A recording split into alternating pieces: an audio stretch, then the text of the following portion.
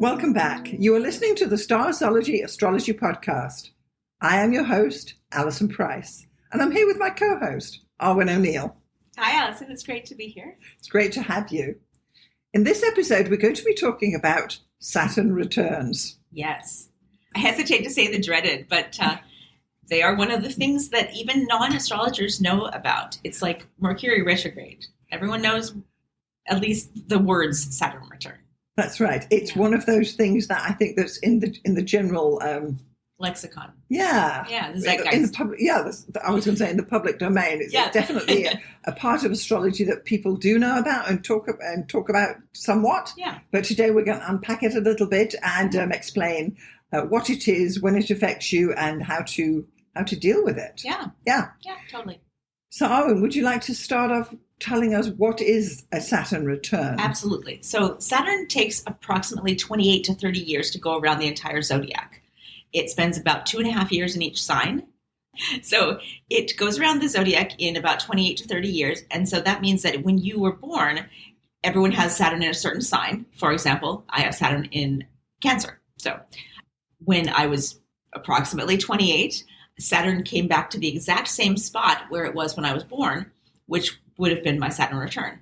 There are also retrograde periods. So usually you will have a Saturn return and then it'll kind of go backwards over that spot and come back and go forward again. So similar to like a Mercury retrograde phase, you'll have kind of a 1-2 punch and then it'll be done. And so it actually kind of takes like a couple of months to, if the retrograde period affects you. It may actually not, but often it does. Yeah.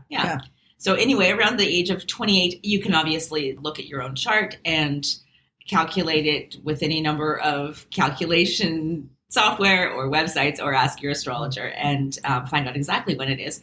But often that is a period of time for people who may or may not even know about Saturn returns that is a very pivotal sort of crisis time. The age of 28 frequently coincides with a change in career direction, a change in relationship status. Often people, will decide to commit in a relationship at that age, or some people are getting divorced at that age. And it often is a sort of a crisis of adulthood, adulting, #adulting, as they say. #adulting. That's great. Saturn return, #adulting. Yeah. So then, so Saturn returns happen for everybody then? Absolutely. Okay. Yeah. There's no escape. So one of the interesting things that I think is kind of universal about the Saturn return is that it really is a test of where you are in your sort of pursuit of your goals, your achievement of whatever responsibility level you are at that stage of life. So it's like, are you an adult yet?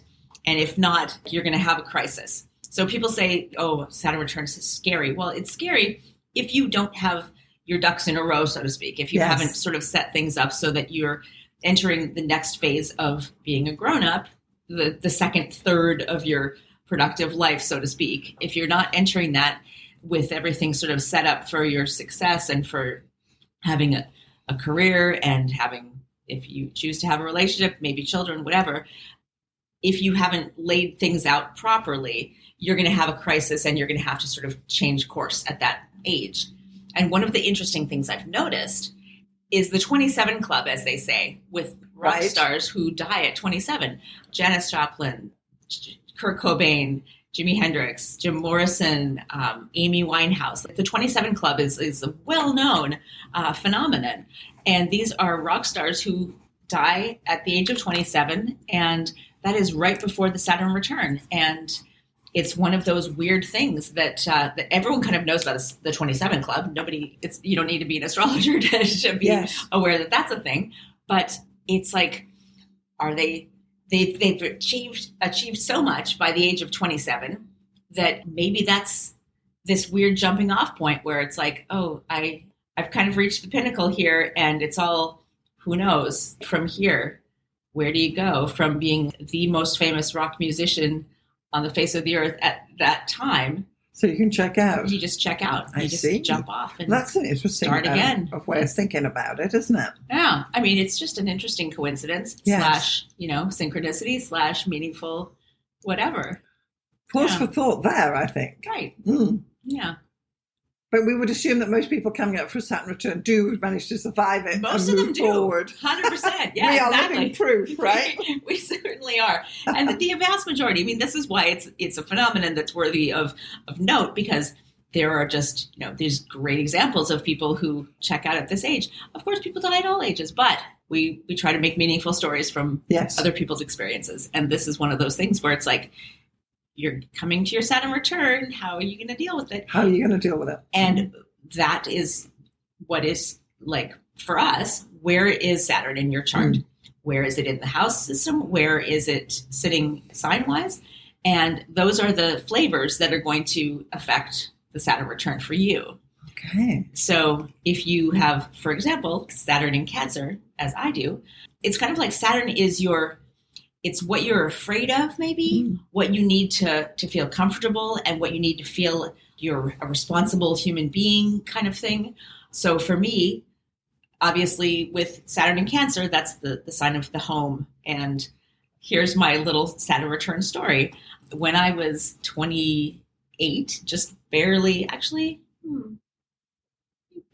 was I 28? I was 28. Yeah. Okay. I was 28. And this is a weird kind of divergence, but for me, it actually, the day my Saturn return was exact was a day that I had a bit of a panic attack, the first and only panic attack I've ever had in my entire life. Right. And this is a bit of a personal story, but I had been laid off from the company. It was right after the .com bubble burst, right? So I was working for an internet company. They laid everyone off on a Tuesday morning. They said, we don't have any money to pay you, so you can stay if you want, but we're not, as of 10 a.m., you're not getting paid. So it was a lot of angry, sad people, like tearing things down off their walls and packing stuff up and leaving and going down to the bar to commiserate and or call their partner and say, can you pick me up? Which is what I did. And, after 6 months of being unemployed and looking for work, and this is as sad, whatever. It's because Saturn returns are not always, sometimes they're a cautionary tale. And for me at that time, it meant getting evicted from our apartment. Oh my Lord. Yeah. So, it was compounding on being laid off. Well, I mean, it was very much a result of it because I see. We were literally, evicted for not being able to pay our rent. This is a long time ago. I'm quite far out of my 20s. But so it's your shell, your home, Cancer, it's like the hermit crab with its shell. And all of a sudden the shell is like removed and you're like out in the cold. And that's obviously, as a Saturn and Cancer person, like my biggest fear is suddenly being like adrift without a home. Wow, yeah, that's quite something. Quite something. And the day that my Saturn return was exact, I was coming back home from the unemployment office where I had been grilled about my life and my choices by this woman who was obviously working for the government, making whatever money and not having a good day and not nice to me at all. And I left in tears and I found myself hyperventilating, walking down the street going, what am I going to do? My life is like crumbling. And I walked into, we live in Canada, so we do a free healthcare, thank you, Canada. I walked into a health clinic that was on my way home. And I said, I'm hyperventilating. I'm having a panic attack. I don't know what to do. Is there someone I could talk to? Gosh. And I spoke with this woman for an hour and a half. And it was actually kind of an amazing conversation. But I basically, between trying to breathe and just not even be able to speak for sobbing in her office, I told her, I don't know what I'm doing with my life. The need to work and make money seems so oppressive. And I'm afraid I'm going to be evicted from my apartment and all this stuff. And does anyone ever have a job that they actually love? Or does everyone have to be a slave to the man? And I said this to her and she said, I love my job. Oh. And I said, really? I mean, I find that hard to digest because I'm sitting here crying in your office and you must get a lot of this. And I probably don't even have the saddest story you've heard today. And she said, I love that I can help people like you. And that really affected me. Wow. Just the fact that this woman who gets to hear the worst that someone is going through every day of her life. That was the worst thing that ever happened to me. But she probably hears awful domestic abuse stories, women who have unwanted pregnancies, people who are addicted to drugs and are homeless. I mean, we live in downtown Vancouver, and that's a huge problem. So yeah, that was my, and then I went home and I was like, what are the planets doing? Yes. I have to know. And I went and I looked at my chart for the day, and it was like Saturn return exact today. So this My God. It links straight into your career, Yeah. what you're doing in the public domain, Yeah. which is what Saturn represents. Yeah. Your reputation took a hit. You were limited. Yeah. You were disciplined almost, if we can say that. Yeah. Gosh. Smashed down. Smacked You down. were put in your place. Gosh. But the following years after that were fruitful and prosperous and building everything back up. And I had the very good fortune of already being with my life partner at that point, and he and I just shepherded each other through this valley of darkness. Yes. And clung to each other like a Yes. raft in the storm, Yes. and came out of it wonderfully and very happily. And that was definitely like, if you look at, a lot of people make a life map or whatever. Yeah. It's one of the career things and exercises that you do, and you write the high points and the low points. 100% that day was the lowest point of my life to date that I can. And it's so interesting that you bring this up, because I didn't know this about you at all until this moment, that I also have a story very similar to that for my mother, who at her second Saturn return, age 59, 60, was unexpectedly let go. Oh. And she was devastated. Yeah. And it changed it changed the direction of her life from that point. Yeah. She was planning to do this and this and this, and suddenly she had to take a more menial job that she didn't really want and continue down a different path that she had never even envisaged before that Saturn return. Wow. And the whole family was, what happened? And it happened to her too. So her career came to an abrupt end at her Saturn return. So it's interesting that you say that about yourself as well. Yeah, so let me show you a little bit about my Saturn. My Saturn's in Capricorn, so it's well placed in my chart. I have to say, it's not the strongest planet because that's the sun, but it's well placed. And it's not a Saturn that really gives me a lot of trouble, to be honest.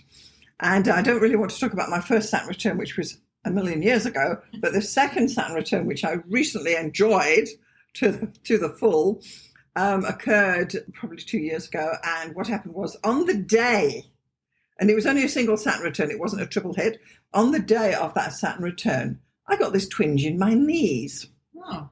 And I got out of bed, I thought, what the heck's that? And the next day it was still there, and I've got to tell you, I've been living with this since that day. Oh, and it's like, because Saturn rules the knees. I was going to say, bones. Yeah, and it's like, it is as though, I don't even want to go into it, but the point is that as you get older, you've got like 2/3 of your body weight is held by your knees. Yeah. And finally it was saying, hello, down there, these knees need support. And since then I've taken more steps to be careful how I'm stepping. Yeah. I don't necessarily run for buses anymore. And I'm certainly more aware of, I've started a stretching and yoga routine. Just to build strength in that muscle around. Yeah. Because never before, ever in my life had I had pain in my knees. Yeah. And it got to the point that probably that first week where I couldn't walk. Right. And I could hear this. And I thought, what the heck is that? It's like the joints needed oiling, which is really apparently what it was. So stepped up the omega-3s onto a daily basis and certainly managing it. But you are brought very aware of your limitations when that happened, because not only was it painful, but it slowed me down, and it has slowed me down since that time. So prior to that, I was like nimble and could dash up a set of stairs, but now I think twice about it. So yeah. And that was just a single hit. Mind your own business, well-placed Saturn, but it caught me like that. So there is definitely, and it was on the exact day of this return. So I do think that paying attention to this specific day, even though it will be in orb for a week before and a week after, if you've got a Saturn return coming up, if you're going to be like 28 or 59 or whatever, you need to find out from your astrologer, what date is that, and pay attention, because that is a sign of things to come. So yeah. So now I thought we could just have a quick look at where is Saturn now and who is likely to receive a Saturn return in the next couple of years. Yeah, absolutely. So I believe it's in Pisces. Yes. Yes. Very recently, in fact. And so what does Saturn in Pisces mean? What? Limiting beliefs that I go with. Yeah. Limiting beliefs. So anyone who is like with Saturn in Pisces in their chart, because actually as we're looking at it, Saturn's at 6 degrees. So anyone who's got a Saturn between 1 and 5 degrees has already had it. Right. Yeah. However, Saturn will be a while in Pisces. It will. Yeah. A couple of years. Yeah. And if you have Saturn in Pisces, you're going to experience a Saturn return. Yeah. So, I mean, maybe just some key words that we could throw out there. Obviously, limiting beliefs, as you've said. Crisis of faith might be another one. Yes, yes. And we did an episode on Saturn in Pisces, and I'll put a link to that below as well. Absolutely. To just dig some more stuff out there.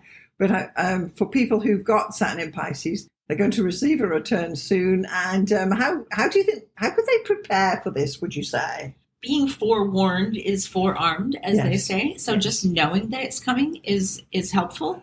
I mean, if you're due for some sort of a correction, it's going to happen regardless. Whether that is true, there's not a whole lot. I mean, always you want to be doing the right thing in your life. You want to be on the right path. You want to be with someone who loves you and appreciates you and who you love and appreciate back. You want to be appreciated in your work. You want to be doing something that you're good at and getting paid for it, or studying something that matters to you. You want to, I guess, meaning would be a nice keyword for Pisces. Right. Look at anything in your life that you're just going through the motions, and maybe think about what could you do to bring more meaning into your life? What could you do to connect with your soul's purpose, as they say? Mm-hmm. And that doesn't have to be religious soul or anything like that. That's just, straight up like what you do every day should mean something to you. Yes. And if it doesn't, fix it. Fix it. Yeah. Fix it. Easier said than done, but that could be another keyword for Saturn. Easier said than done. Yeah. Isn't everything. I know due diligence is a term we toss around now, and that's very much a Saturn word, where you're supposed to be doing the right thing, sticking to the rules, not breaking the law, do what your parents tell you, and all of these things to fit in. And there are guidelines and rules, and stay in your lane is another Saturn kind of expression. What I would say is that if you have Saturn in Pisces and you are anticipating a Saturn return, it really is a case of being aware of what's happening that week. Yeah. Because what occurs at the actual exact return is likely to unfold over the next 30 years. Yeah. Because you can do a Saturn return chart much as you would do a solar return chart to see that next phase of your life. For sure. And we're not saying that the tried and true conservative path is the best path for everyone. Obviously, we're not. We would never say that because that's preposterous. But no, 100% not true. But what we mean is the path for you, and that's individual. The right path for you. Your truth. Your truth. If you're not living your truth, if you are unhappy and putting up with being unhappy, if you're unfulfilled and just going through the motions in your career, in your relationship, in whatever area of your life is exemplified by where your Saturn is, those are the things that will be hit. In my case, Saturn in Cancer, and its opposite, this is just a little tidbit that reinforces what happened at my Saturn return, is that Saturn is conjunct my South Node, which means it's opposite my North Node, which is in Capricorn. So me just resting on my laurels, being unemployed, and just going, it'll solve itself, whatever. Not cool. North Node in Capricorn wants you to be hardworking. It wants you to be achieving something. You cannot rest on your laurels. You cannot think that you'll just be protected by your home or the nanny state or whatever. Yeah. It's not going to happen. And you will be kicked in the ass and made to readjust. Yeah. But once you do, you will feel it, and you will not just escape the kick of the Saturn. You will be fulfilled and happier and achieve what you are meant to achieve. Those are obviously things that we all want. It's very easy sometimes to avoid conflict or to avoid working too hard at something, be it a relationship or a job or whatever. Just cruising. Exactly. And we've been talking a lot about the workplace, but this is also a big thing in relationships. As I said, divorce or deciding to commit to a relationship is often very coincidental to this time. Like when you're 28, you have this sort of like looming, oh my God, I'm almost 30, or when you're almost 60. And if you're not happy in whatever you've chosen to have as your job or your family structure at that point, there's this sort of grasping at straws and like going, oh my God, who am I? Yes. Am I this person? Am I the perpetual single whatever? Or am I really this person in this relationship where I'm not happy, not fulfilled? Do I really want this? These are the questions that you need to ask yourself at the Saturn Return. It really is quite a high energy time as well. This Saturn Return is not to just be poo-pooed or dismissed. Yeah. And also what it really won't let you. Yeah, it won't let you. It won't. And what really happens is that as Saturn comes around to make that conjunction to its own position, it then recalibrates all the other aspects you have natally from your Saturn and retwangs them almost and say, hey, if you've got a square to your sun, hey, and that whatever that means is going to come into your awareness again that week, or if you've got whatever other aspects you have to your Saturn, they get recalibrated at the return. Yeah, that is a great point. So it's a powerful mover. It does depend, I think, how strong Saturn is in your chart, but mine is not particular. It's kind of a quiet Saturn, but I still got hit with it. So did you. I just realized that one of the reasons mine probably hit me so hard was that natally I have Saturn square Pluto. Wow. And it's pretty exact. It's like, yes, exactly. So it's not necessarily just that conjunction as it's coming towards and it's making the exact square and the exact trine, which could be 2 weeks before or 2 weeks after because of the orb of these aspects. Yeah. You're getting this display of whatever aspects your natal Saturn has. They're all going to come to the fore and you're going to be face to face with these energies. This is not something you can just poo-poo and slip past. Yeah, it's not like a Neptune thing. So it's definitely, we have to face these things, I think, when we've got the Saturn return. Yeah. Right.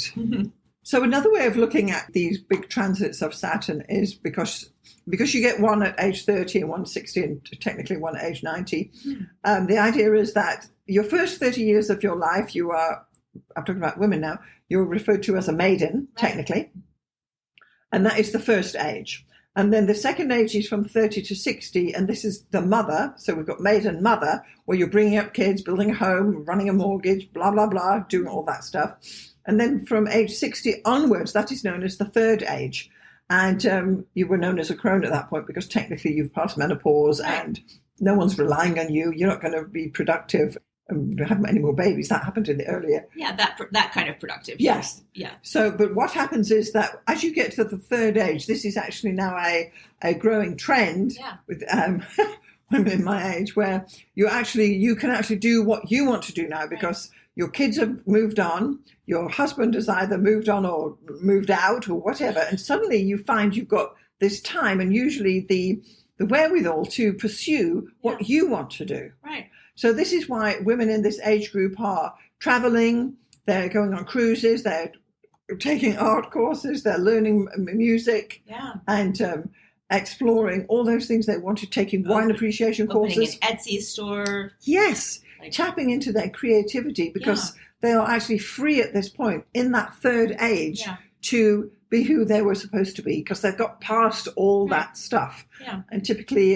you would generally be retired at this stage. Back in the day, not so much perhaps these days, but this is where you've got this thing, and it's known as the third age. Yeah. Like my mother going back to school. And what age was she when she went back to school? In her 60s. There you go. Third age. Late 60s. And why did she wait until that time? She was having a career. She was doing all the other stuff and thinking that would be fulfilling. And then all of a sudden realizing, oh my God, what I really want is this.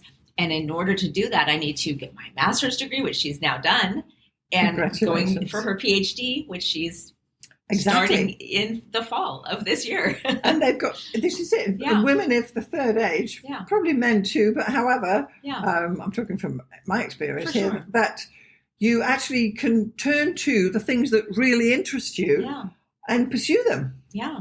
So I've written quite a bit about this on the blog, and I'll put a link to it as well. And it's actually a trend where even in England, there's a place called the Third Age University where you can go, but you have to be that age group. You have to technically hit your second Saturn return to be able to participate in all of these extended learnings. And they've got these things at UBC as well, where you have to be in that age group to participate in these activities and stretch your mind and bring all your... Yeah, and it's funny because it almost sounds like we're saying this from a, not to be like apologetic for status in the world that we may have. I mean, we are in the first world, yes, but at the same time, this is not just a first world thing. I mean, for example, my mother and I, when I was growing up, we did not have a lot of money. It was just, she was a single mother, blah, blah, blah. And so when she went back to school, she was amazed at how much financial aid for not just the school stuff, but helping with utility bills, helping with medical, like all of this stuff that suddenly she's got a brand new laptop. I inherited her old, quote unquote, old 5-year-old laptop, which was way newer than my old laptop. And this is just because she's decided to go back to school. And there's all of this support that you can actually find. And it's not just if you're like a trophy wife and your husband says, oh, go have your little hobby. I mean, yeah, that's cool too. But you'd be actually surprised at how much support there is for these pursuits once you kind of have mastered a certain level of age, and just take a look around and you can find these things. Yeah, and I think the thing is too that women are turning to what interests them on a core level. Yeah. And in my astrology practice, most of my clients are women in the third age. Right. They have dabbled all these years and now they're coming to it because they've got the time and the wherewithal to do it. For sure. So it's great. It's almost as though you'll end up doing what you were supposed to be doing all along. Right. So there is a rainbow at the end of the, or should I say, a pot of gold at the end of the rainbow. Right. We're throwing around because of trigger words here, and I don't want to make anyone feel old, but it's also like kind of the village elder thing, like where there is a level of knowledge and understanding and experience that you can then turn around and be helpful to other people, and you can use your wisdom and your experience and your expertise not just to make money, not just to like raise your own family, and obviously those things are amazingly important in the previous phase, but then in this older crone, quote unquote, third phase, the village elder thing is it's alive and well. Yeah, absolutely. Great. So we've been talking a lot about women, and that's probably the majority of our audience, as you say. But interestingly, my partner, my quote unquote boyfriend, who I've been together with for 25 years, and he just had his second Saturn return over like a year ago. And right at that time, just in the peak of COVID, he went from being sort of, self-employed and dabbling in this or that, which he had been doing. He owned his own business for years and was sort of between contracts. And a friend of ours worked at a local hotel, a really nice high-end hotel, and was like, they're desperate for people if you ever want to just come and work for the man or whatever. And so he went and did that. Now he works in hospitality. He's thriving. I mean, he's such a personable, social person, and it's really brought him out of his shell and into, like, as you say, a third phase where he was working for himself for ages, and all of a sudden has turned around, and this is literally the first job he's had for an employer since his 20s, and he probably, I'd have to check the dates, but probably started working for himself right around his first Saturn return. Wow. Yeah, so he had a total change of career and took it a different way and took a whole new, which he wasn't doing before. Yeah. He took a whole new, what's the word? A whole new... just a whole new career path. And has been really happy and just thriving. And made a ton of new friends and taken up a couple of new sports, like gotten super into disc golf, which is, definitely not like a Saturn thing per se, but just changing your sort of life direction. Yes. Right around that time. And this time it wasn't because of a crisis. It was just opportunity, but and at that Saturn return, right at that time, something came along that was a change of direction. And maybe may have been kind of a response to being in a sort of stagnant, kind of like a waiting, and weren't we all during COVID? My God, waiting in the wings. Everything was kind of like just on hold for a couple of years there, and just this opportunity knocked, and right around the time of his second Saturn return, he totally changed directions and has not looked back. Been thriving ever since. Well, that is great that we have a positive anecdote there, because really, but this is how it is. Yeah. The point being that when no one's getting past a Saturn return without some kind of change coming.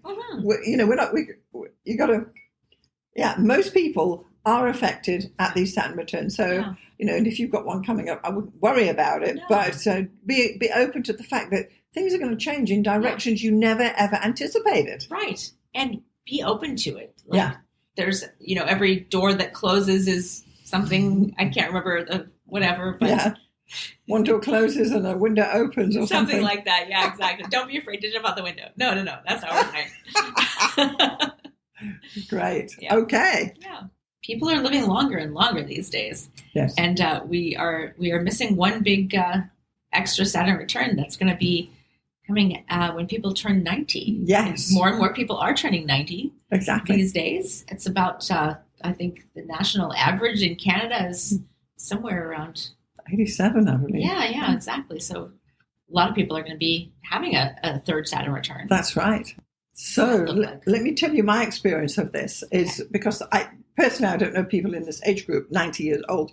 However, about 5 years ago, I gave an astrology talk that I was invited into a senior's home to give an afternoon astrology talk, just light chit-chatteroo to the residents. It was some kind of little entertainment for them in the afternoon after lunch, before dinner sort of thing.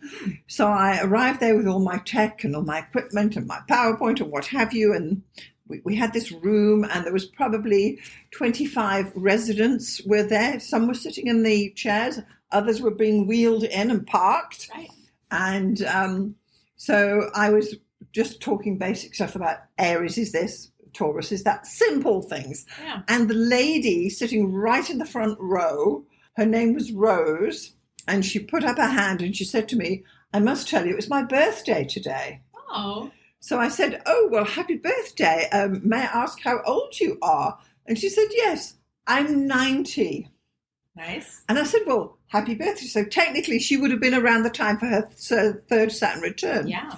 And I said, "So, are you enjoying the chat so far?" She said, "Yes." She says, "But I've got one question for you, my dear." Oh. I said, "What's that?" She said, "Will I find romance this year?" Oh, yes. I love it. And to be honest, I was taken aback, and I because I don't know, as a younger person who assume older people just don't bother anymore, but clearly everybody is wanting to find love, and that was what she was hoping for in her technically fourth age, past her third Saturn return, into her 90s, living in a place like this. And she's like, career, family, been there, done that. But she still wanted love. Oh, man. And there were a couple of chaps in the audience, but, Hey, now they know. I know. And it was mind-blowing for me too, that and I was thought, well, when I turn 90 and I've got my third Saturn return, I'm definitely going to be asking some young pup or upstart, will I be finding romance this year? Because we all want love in our lives. And it was just, and this is a memory I have of that afternoon. Well, the rest was a blur. Yeah. After that. Let's hope that she said it loud enough for the chaps in the back to hear. That's right. And she maybe she got a little card slipped under her door later that night. Wow. Hey, meet me in the garden. Oh, there you go. Well, we can only assume that is what happened. But that was what she was anticipating. That's what she was still looking for in her life. She wanted a change of pace. Yep. And that was the direction she wanted to go. So I always cherish that memory, that it just shows you. Yeah. So that's a great thing. So if you have people in your life who are in their 90s, be aware that they are still looking for happiness, romance, and a fulfilling life. And I think this is what we need to understand as well. Absolutely. Yeah. Okay, Arwynne. So this has been great. I would just want to thank you again for coming along to talk about Saturn for us. It's been lovely having you. Thanks for inviting me, Alison. This has been a great, if not fun, topic. It's always amazing. And we look forward to hearing about your next Saturn return. Yes, absolutely. Eventually. Thank you so much. Thank you.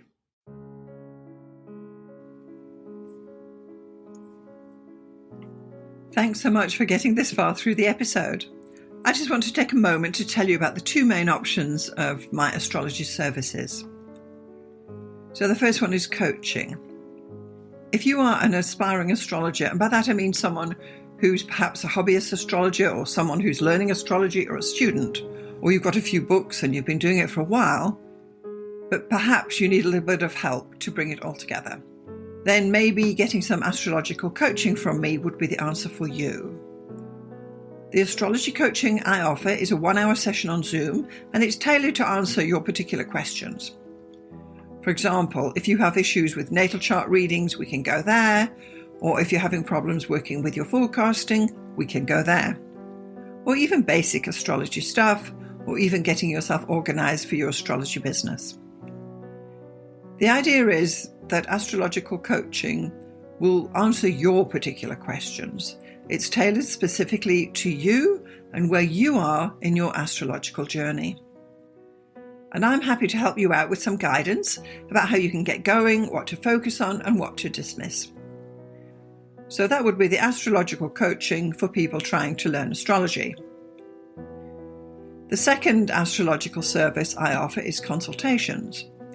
So this is for someone who perhaps doesn't know anything about astrology, but they just want to have their chart read or get their chart done. Call it what you will. So once more, this is a 1-hour consultation over Zoom.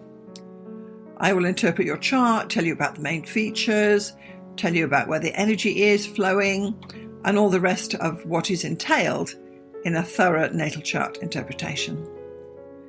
I can also add in some forecasting in there too, bearing in mind we only have 1 hour. So just in summary, I've got coaching for people who want to learn astrology, and I've got consultations for those who want to get an astrology reading done. I'm Alison Price from Starzology.com. Thank you so much for listening. We'll see you next time.